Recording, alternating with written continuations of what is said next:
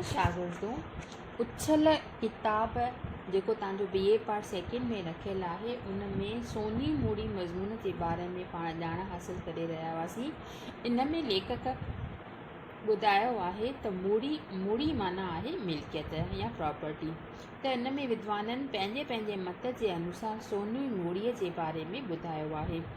किन विद्वाननि जे अनुसार पाण भाग पहिरें में पढ़ी चुकासीं त किन विद्वाननि जे अनुसार मूड़ीअ जे बारे में इन राय आहे त हीअ उहा मूड़ी आहे जंहिंजे ॾिठे सभिनी जी दिलि बहार थी थिए। हिन मूड़ीअ ते ढल याना कर कान लॻे थी ऐं न की खाट लॻे थो। हीउ उहो धन आहे जो अखुट ऐं अलेप आहे ऐं हिन जे सांडण लाइ रुॻो हिकु शर्त घड़ियल आहे जो ही धन चाहे सो पाण खे अधिकारी बणाए। हिन जो धक तलवार खां तिखो, बम खां वधीक भयानक आहे। हिन जी ॾंग लाइ मंत्र कोन्हे, टोणो फीणो कान्हे। हिन मूड़ीअ जी दावा आहे त संदसि मित्रता में को बि फेरो नथो अचे। हीअ मूड़ी आख़िर आहे कहिड़ी जंहिंजे बारे में लेखक एतिरी त प्रशंसा कई आहे, एतिरो उनखे साराहियो आहे। त अॼु पाण पहुचूं था लेखक जंहिं मूड़ीअ जे बारे में एतिरो त व्याख्यान कयो आहे, एतिरी उनजी वाखाण कई आहे, साराह कई आहे त उहा मूड़ी आहे जेको सस्पेंस लेखक हेल ताईं रखी आयो आहे। उहो आहे उन जे बारे में ॿुधाए थो त हीअ मूड़ी आहे साहित्य। हीअ मूड़ी आहे साहित्य। मूड़ी हिन जो खज़ानो आहे। किताब ऐं रसाला हिन मूड़ीअ जा परवाना ऐं सनदूं हर हंधि क़बूल आहिनि। हिन जो कार्य माना कमु हर हंधि फैलियल आहे। हिन मूड़ीअ रस्ते इंसान ज़ात खे फैज़ थो रचे, फैज़ यानी फ़ाइदो थो रसे, लाभ थो रसे। ज्ञान, ध्यान, कर्म, धर्म जो चश्मो थो जारी थिए। हीअ मूड़ी आहे सभिनी तत्वनि जो तत्व। धरतीअ वांगुरु पुख़्ती, जल वांगुरु निर्मल ऐं तृप्त कंदड़, अग्नीअ वांगुरु रोशन ऐं शक्तिवान, वायुअ वांगुरु प्राणनि जो प्राण ऐं आकाश वांगुरु अलूप ऐं अलेप। त हितां खां वठी हीअ जेका अथव इहा रेफरेंस अथव, इहा तव्हां कोट कजो ऐं इन खे तव्हां डिटेल में हवालो करे करे सम्झाइजो। कहिड़ो त हीअ मूड़ी आहे सभिनी तत्वनि जो तत्व, यानी जेके 5 तत्व आहिनि प्रकृतिअ जा उन्हनि जे बारे में। धरतीअ वांगुरु पुख़्ती, जल वांगुरु निर्मल ऐं तृप्त, अग्नीअ वांगुरु रोशन ऐं शक्तिवान, वायुअ वांगुरु प्राणनि जो प्राण ऐं आकाश वांगुरु अलूप ऐं अलेप। हिन मूड़ीअ वसीले इंसान जो इतिहास थो जुड़े, सभ्यता जो पायो थो पवे। साहित्य बिना इंसान जेकर जंगली आहे, जंगली रहंदो अचे हा या हिकु ॿीअ पीढ़ीअ खे अहवाल न पहुचाए सघे हा।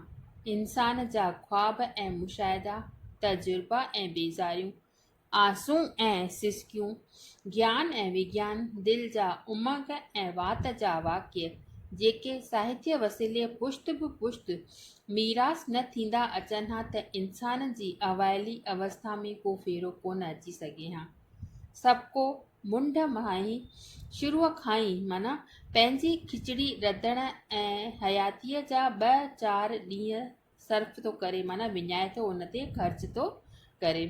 साहित्य मूड़ीअ जे करे ग़रीब खां बि ग़रीब इंसान हींअर तोंगर माना वॾो घमंड वारो मग़ज़ वारो सभ्यता ऐं सिखियल आहे। हुन वटि हज़ारे ऐं लखनि सालनि जा इंसानी जीवत जा सुंदर ऐं सुंदर ख़्याल ऐं ख्वाब, कलाम ऐं नुक्ता, सिख्याऊं ऐं अभिलाषाऊं मौजूदु आहिनि। पोइ बि छो पाण खे वेचारो थो सम्झे। साहित्य जहिड़ो यादगार ऐं इंसान जात जो राखो ॿियो कोन थो। मतिलबु इंसान जात जी अगरि को मदद करंदड़ आहे त उहो आहे साहित्य। छो जो ॿुधाए थो त साहित्य जहिड़ो यादगार ऐं इंसान जात जहिड़ो राखो ॿियो कोन थो लभे। दारा ऐं सिकंदर, विक्रम ऐं नौशेरवान जहिड़नि शाहनि जो, पहलवारनि जो ऐं कारीगरनि जो, पर ख़ुदि अवतारी पुरुषनि जो को यादगार खड़ो करे सघिजे थो त रुॻो साहित्य जे वसीले। शरीर मिटी थी वियो, खून सुकी वियो, प्राणवायु सां मिली वियो।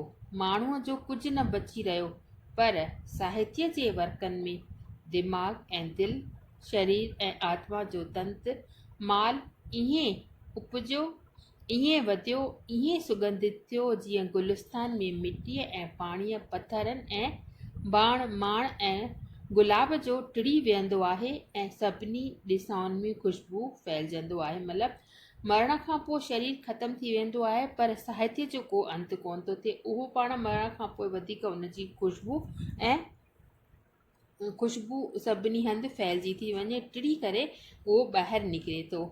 साहित्य जे बारे में वधीक ई ॿुधाए थो त मूड़ी या सोनी मूड़ी न रुॻो इंसान ज़ात जी पकी यादगार ऐं बचाव आहे, पर हिकु इहो बिर्ज आहे, माना पुल आहे, जितां वसीअ नज़र फेराए सघिजे थी इंसान ज़ात जे उन्नतीअ ऐं स्थितीअ जी पड़ताल करे सघिजे थी। जे कंहिं बि क़ौम या देश जो दर्जो जाचणो आहे, नंबर ॾियणो आहे, त पहिरीं संदसि साहित्य मूड़ीअ जी कथक करणु वाजिबु आहे। इंग्लैंड बर्ख थियो ऐं शेक्सपियर जहिड़ो साहित्यकार उन देश में जन्मियो। रूस रिछ मां माण्हू थियो त टॉलस्टॉय पारो लेखक रूस में उत्पन्न थियो। मतिलबु हेॾा वॾा वॾा जेके लेखक आहिनि, साहित्यकार आहिनि, उहे पैदा थिया आहिनि, त उन्हनि पंहिंजे साहित्य में का न का वॾी कामयाबी हासिलु कई आहे। इन्हीअ करे ई उन्हनि साहित्य में कामयाबी कई आहे, पर नालो थिया उन देश जो।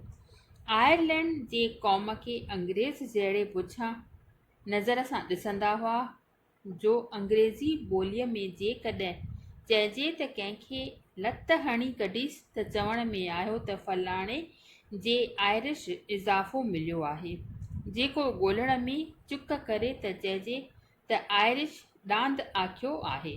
पर जंहिं करे आयरलैंड में प्रसिद्ध कवि ऐं ग्रंथकार पैदा थिया, तॾहिं अंग्रेज़ बि चुप में रहिया आहिनि ऐं आयरलैंड जे माण्हुनि खे माण्हू करे लेखण लॻा आहिनि। बंगाली बाबूअ जो किताबु तेसिताईं चिड़ ॾींदड़ ऐं हिराकत भरियल हो, जेसीं बाबू रविंद्रनाथ टैगोर जी गीतांजलि पुस्तक साहित्य जे मैदान में चहिरो न ॾेखारियो हो। असां सिंधियुनि खे बि जे पंहिंजो जौहर ॾेखारिणो आहे, सिंधियत खे क़ाइमु रखिणो आहे, हिंद में दाको ॼमाइणो आहे, त हिन सोनी मूड़ीअ खे साड़णु खपे। कहिड़ी सोनी मूड़ी? किताबनि जे रूप में जेको साहित्य असां वटि उपलब्ध आहे, उनखे सांढे रखूं, उन जो फैलाव कयूं, उन जो प्रचार कयूं ऐं उन्हीअ में इज़ाफ़ो करणु खपे, माना उन्हीअ में वाधारो करणु खपे। शिकस्त दिलि थी पंहिंजी सिंधी साहित्य खे फिटी करे छॾणु न खपे। बराबरि साहित्य जे क्षेत्र में को वेरी कोन्हे, स्वदेशी ऐं विदेशी जो फ़र्क़ु कोन्हे, ऐं हर कंहिं जे ॿोलीअ जो साहित्य असांखे चाह सां पढ़णु खपे ऐं दिलि सां हंडाइणु खपे। रुॻो इहे वीचार करणु खपेऊं त अंग्रेज़ी ऐं फ्रेंच, रूस ऐं जर्मन या हिंदी ऐं बंगाली साहित्य जी मूड़ीअ जो लाभ वठी नेठि सिंधी साहित्य खे मालामाल करणो आहे। साहित्य जो सचो अधिकारी उहो शख़्स आहे जो पराए जी सोनी मूड़ी तके नथो, न कि धिकारे थो, जो उन्हीअ मूड़ीअ खे कमु आणे थो, उन्हीअ गुल मां रस वठे थो, उन्हीअ चश्मे मां प्यास बुझाए थो। नेठि जंहिं जातीअ में जनमु वरितो अथसि, तंहिं ॿोलीअ खे माउ जी थञ सां गॾोगॾु पीतो अथसि, तंहिं जातीअ तंहिं ॿोलीअ खे सोनी मूड़ी वरसे में ॾेई वञे थो। मतिलबु जहिड़ी तरह ॿियनि मुल्कनि जी सोनी मूड़ी पंहिंजे पाण उन्हनि किताब साहित्य जा खज़ाना संभाले रखिया आहिनि, अहिड़ीअ तरह असांखे पिणु लेखक ॿुधाए थो त पंहिंजे सिंधी साहित्य खे तमामु घणो प्रचार ऐं प्रसार कयूं। जीअं अॼु ॿुधण में थो अचे त सिंधी साहित्य, सिंधी ॿोली, सिंधी संस्कृति ख़तरे में आहे, पर असां सभु उथी करे इहो जेको दारो मर्दा तव्हां नौजवान ॿार आहियो, तव्हांजे कुलनि ते आहे त तव्हां पंहिंजे घरनि में पंहिंजे माइटनि सां, पंहिंजे ॿारनि सां, मतिलबु नंढनि भाउरनि भेनरुनि सां तव्हां सिंधीअ में ॻाल्हायो, सिंधी साहित्य जे बारे में ॻाल्हायो, सिंधी कहाणियूं जेको तव्हां पढ़ो थियूं क्लास में, उहो वञी करे घर में पंहिंजे नंढनि भाइटियुनि सां, पंहिंजे नंढनि ॿियनि ॿारनि सां ॻाल्हायो, त असांजी जेका सोनी मिड़ी साहित्य आहे, सिंधी साहित्य आहे, उनखे को बि जोखिम कोन हूंदो ऐं उहा सदियनि तक अमर रहंदी।